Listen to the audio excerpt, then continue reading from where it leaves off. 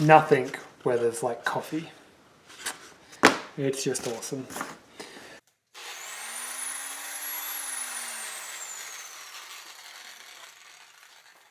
Hi, this is Andrew with craftybeetroot.com. Today I want to talk about wand boxes. In a previous video you may have watched me create Dumbledore's wand from Fantastic Beasts and Where to Find Them 2. And in that you may have noticed that I omitted the part where I made the wand box. So the wand box that I'm going to talk about today is one that you can make really simply. You don't need any glue, you don't even need to cut it, you just need a plain blank piece of paper and just some folding and you've got it a box. Now some of you may notice that this isn't exact to the Harry Potter universe, especially in the Harry Potter time. A lot of those boxes are quite formidable and they're more closer akin to a shoebox with some special covering. What I'm going to do is going to go with more of the Dumbledore era, Newt Scamander era, which is a lot older, and so therefore we don't know as much as to what particular type these wand cases are. And I'm going to go with an older, kind of beaten up look, as if it's been sitting on the shelves for quite a while. So when coming up with Dumbledore's wand for the Dumbledore wand build, I used a design that I had found prior when I had just been making some off-the-shelf boxes for my curiosity cabinet to just kind of replicate in universe. And you can see here that these are quite beat up looking cases. Nothing actually in them, or in that one. You can see this is a good looking box with some nice level of detail. And this is all to be done with just some plain paper and some techniques that I will show you. So as I already have a case for my Dumbledore wand, I'm actually going to make one for my Newt Scamander wand.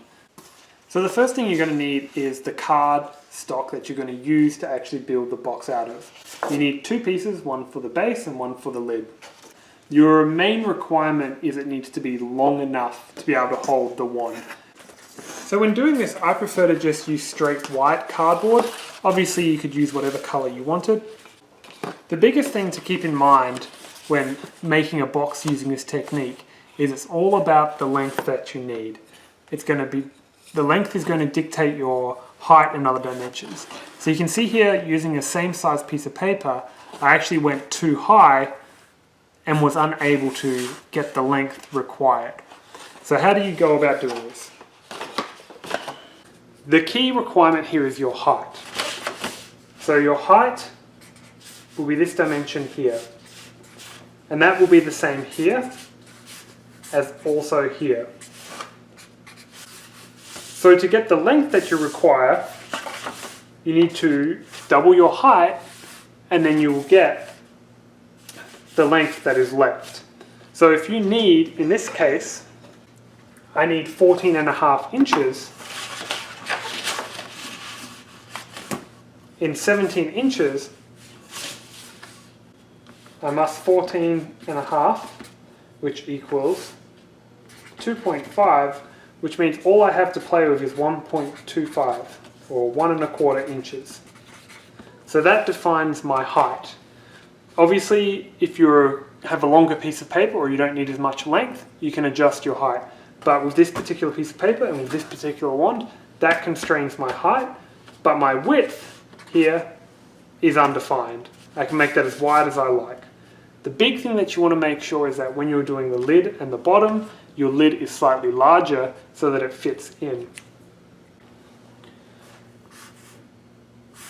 So, for my box, which has height, width and length, the bottom is going to have a length of 14.5 inches, a height of 1.25 inches and a width of 1.5.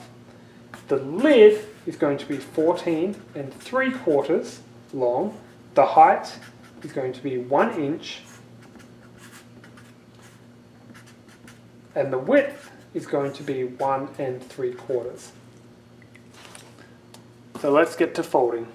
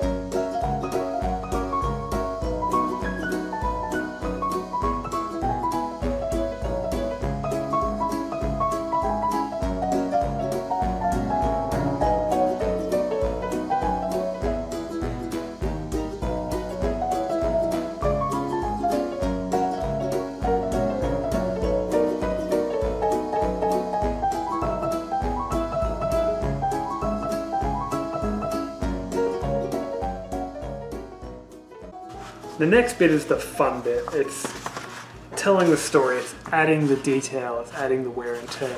Now to do this, you could do anything you wanted. Burn it, bury it, whatever. So what we're going to do to get kind of a similar look to this, but I don't want it to look the same. I'm going to use a variety of techniques. First, the big bowl of a coffee. That's very old wet coffee right there. But really it's just whatever you want to do to have fun with it. So go ahead and enjoy watching me destroy a couple of nice boxes.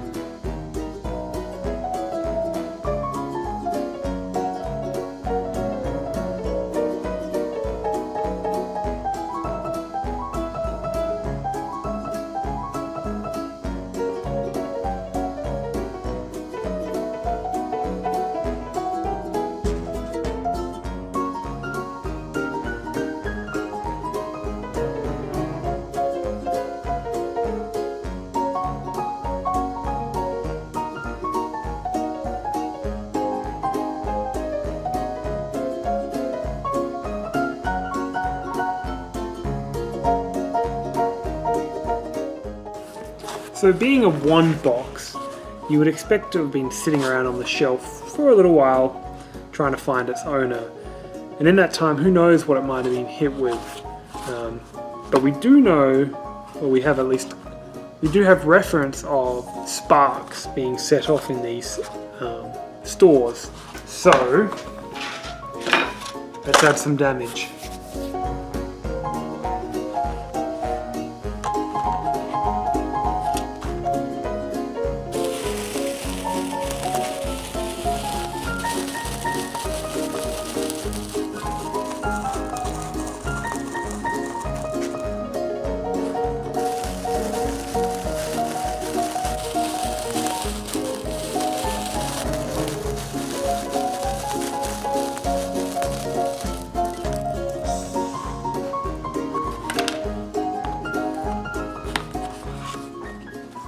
So now we've got a little bit more damage in there. I can go ahead and add the last little bit. So the last thing I want to add is I want to add a little bit of a seal. Just for something different.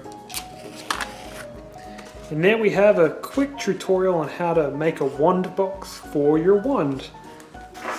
For more builds like this, you can go ahead and check out craftybeetroot.com. Go ahead and subscribe to this channel for more videos like this.